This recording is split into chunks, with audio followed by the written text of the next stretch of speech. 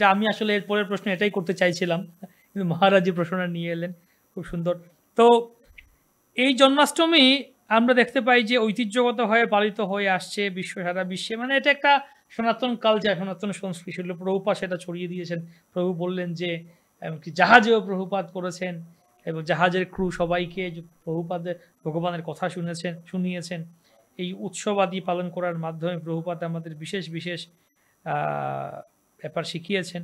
তো বিশেষ করে জন্মাষ্টমীর দিনে আমাদের যে চেতনা বা আমাদের চিন্তা ভাবনা কেমন হওয়া উচিত আসলে? জন্মাষ্টমীর দিনটা কি চিন্তা করে কাটানো উচিত সারাদিন? আসলে জন্মাষ্টমীতে ভগবান আবির্ভূত হয়েছেন। দেবকীর হৃদয়ে থেকে ভগবান কৃষ্ণ প্রকট হয়েছে। আসলে আমাদেরও হৃদয়ে যাতে ভগবানের আবির্ভাব ঘটে সেটারই প্রচেষ্টা করা দরকার। কিভাবে চেতনাতে আমরা ভগবান কৃষ্ণকে আনতে পারি সেই চেতনাটাকে ডেভেলপ করা দরকার। চিন্তা ভাবনাতে ভগবান সেখানে প্রবেশ করবে। যদি আমরা একটু আগে মহারাজ বলছিলেন যে শ্রবণ কীর্তনে ভক্তরা ব্যস্ত থাকে বলে খাওয়ার কথাই মনে থাকে না, তা আসলে উপবাস বা করার একটাই মেন উদ্দেশ্য, যেটা কিভাবে আমরা সম্পূর্ণভাবে কৃষ্ণ ভাবনাময় থাকব। আর তার জন্য শ্রবণ কীর্তন সেবা সব কাজ দিয়ে যেন ভগবান আমার হৃদয়ে আছেন। ভক্তের হৃদয়ে ভগবানই থাকেন কখন? যখন সেই হৃদয়টা কৃষ্ণ ভাবনাময় থাকেন। তোমার হৃদয়ে সদা গোবিন্দ বিশ্রাম। তা হৃদয়কে গোবিন্দকে আনতে গেলে এই প্রচেষ্টা সবসময় আমরা হরি কথা শুনব, হরিনাম কীর্তন শুনব, ভগবানের সেবাতে নিজেকে যুক্ত রাখব। এটা না হলে হয় না। কারণ চেতনা যতক্ষণ কৃষ্ণ ভাবনাময় না হবে বাইরের ব্যাপারটাকে তত বেশি অত গুরুত্ব নয়।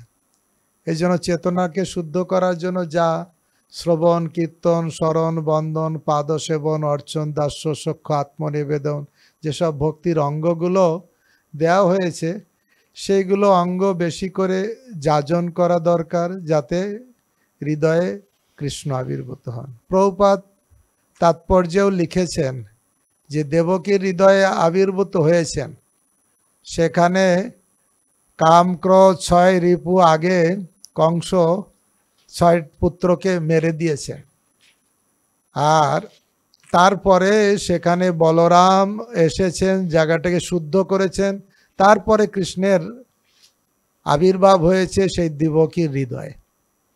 তার আগে কামক্রোধ গিয়েছে। তা কামক্রোধও যাবে যদি আমরা শ্রবণ কীর্তন। মনশিক্ষাতে রঘুনাথ দাস গোস্বামী বলছেন, কাম ক্রোধ লোভ মোহ মদ মাৎসর্যতা সহ জীবের জীবন পথে বসি, অসৎ চেষ্টা রজ্জু ফাঁসে, পথিকের ধর্ম নাশে, প্রাণ লয়ে করে কষাকষি। এই প্রাণ নিয়ে কষাকষি করে। এই 6 জন ডাকাত, আমরা যদি কৃষ্ণ ভক্তি করতে যাই 6 জন ডাকাত নষ্ট করে দেয়। এখন এক থেকে রক্ষা পাওয়ার জন্য আর কিছু না বলিয়া বৈষ্ণবের নাম লইয়া ফুকারিয়া ডাকো উচ্চরায়। বৈষ্ণব সঙ্গে যখন আমরা হরি কথা শ্রবণ কীর্তন করব, তাহলে কাম ক্রোধের হাত থেকে মুক্ত হব, হৃদয় কৃষ্ণ ভাবনাময় হবে। নরোত্তম দাস ঠাকুর প্রেম ভক্তি চন্দ্রিকায় লিখছেন, কি বা করিতে পারে কাম ক্রোধ সাধকেরে, যদি হয় সাধুজনার সঙ্গ। যদি সাধুজনার সঙ্গ হয় তাহলে কাম ক্রোধ কি করতে পারে? এই জন্য মহারাজ প্রথমে একটা কথা বললেন, যেসব ভক্তরা মন্দিরের ধারে কাছে আছে তারা মন্দিরে আসবে, বেশি করে একসঙ্গে সাধুসঙ্গ শ্রবণ কীর্তন করবে, ভগবানের সেবা করবে। তাতে কি হবে? কলৌ সঙ্গ শক্তি একসঙ্গে এসে মন্দিরের সেবা হরিকথা হরি কীর্তনের মাধ্যমে পুরো কৃষ্ণময় থাকবে, যেখানে কাম ক্রোধের কোনো বালাই থাকবে না। আর সেটাই হচ্ছে কৃষ্ণের আবির্ভাব। যদি হুম, সংক্ষেপে বলা যায় প্রত্যেকের জন্য একটাই বিধান। আমরা কেবল যে আহার সংযম তাই না, মন সংযম, বাক্য সংযম, ক্রোধ সংযম, সেজন্য আমাদের গুরুবর্গ শিক্ষা দিচ্ছেন প্রত্যেকের জন্য। প্রত্যেক আশ্রম, সন্ন্যাসী, ব্রহ্মচারী, গৃহস্থ, আগের দিন সংকল্প করেন। আপনি যদি বাড়িতে জন্মাষ্টমী করেন, মন্দিরে তো এই অনুষ্ঠানটা হয়ই, সংকল্প করবেন কালকে আমি জন্মাষ্টমী পালন করতে যাচ্ছি, যেন আমার প্রথম হচ্ছে আহার সংযম, বাক্য সংযম, আমার মুখ থেকে যেন কোনো কটু কথা, খারাপ কথা বা ক্রোধ জাতীয় কোনো কথা যেন আমি না বলি।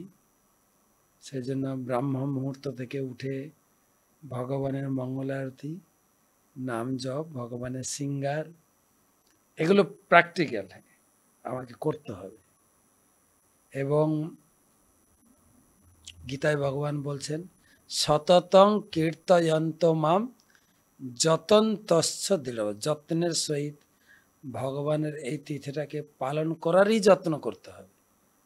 যার জন্য যত্ন করে নাম গ্রহণ, ভগবানের শৃঙ্গার, ভগবানের উপবাস নেই, কিন্তু ভগবানের জন্য বিভিন্ন দ্রব্য।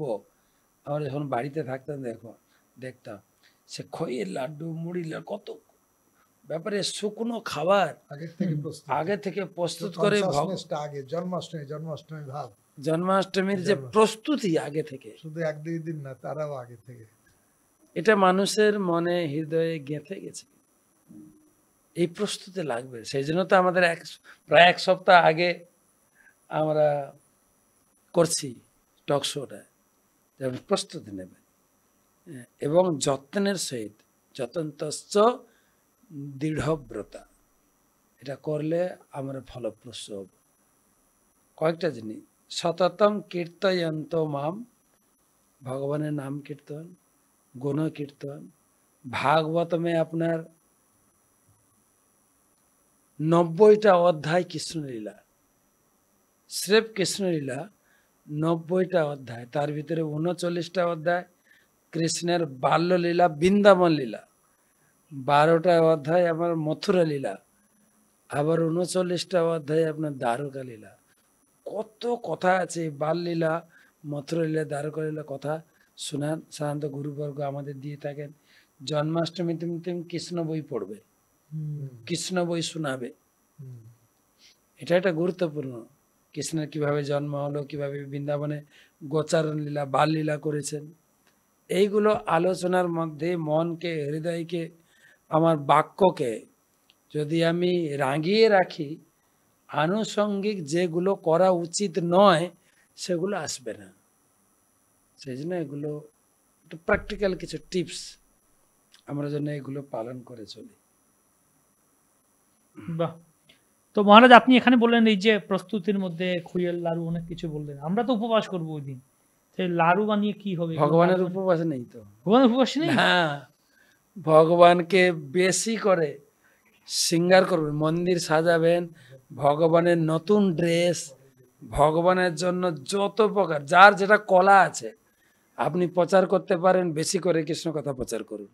যে গান গাইতে পারে বিভিন্ন বাদ্যযন্ত্র নিয়ে কীর্তন মেলা করুন। এবং যিনি মায়েরা রসই পারেন, কি করবেন? ভগবানের জন্য বিভিন্ন পদ রান্না করবেন, দিয়ে ভগবানকে ভোগ নিবেদন করবেন। কিন্তু সেগুলো আমরা পরের দিন পাবো বা জনসাধারণকে আমরা বিতরণ করতে পারি, যেগুলো কৃষ্ণ প্রসাদ পেয়ে তাদের জীবনটাও ধন্য হয়। তার মানে ভগবানকে ভোগ দিয়ে পরের দিন এটা। তবে একটা জিনিস বারে বারে আমি কিন্তু সব তিথি বা উপবাসে বলেছি, আপনার যদি ওষুধ খাওয়ার থাকে অবশ্যই ওষুধ খাবেন। আর ওষুধ খেতে গিয়ে যদি কিছু গ্রহণ করতে হয়, অনুকল্প গ্রহণ করুন। ফল বা যে সমস্ত দ্রব্য অনুমোদন আছে, ফলই বেস্ট। ফল গ্রহণ করে ডাক্তারের নির্দেশটা মানবেন, তাতে কিন্তু ব্রতভঙ্গ হয় না। আবার কেউ মনে করে ওষুধে তো আপনার অন্য জাতীয় কিছু আছে, কিন্তু ওষুধটা অনুমোদিত। ওষুধ খাবেন, ওষুধ খেতে গিয়ে যদি অনুকল্প খেতে হয়, অনুকল্প খাবেন। তার জন্য উপবাসটা কিছুটা কনসিডার করা যায়, শাস্ত্রও বলছে। তো সেই জন্য কেউ জোর করে ওষুধ বন্ধ করে একদম নির্জলা না, পরে আবার অসুস্থ হয়ে পড়বে। সেটাও আমরা বলে দিচ্ছি ক্লিয়ার করে, সেটা মেনে চলবে।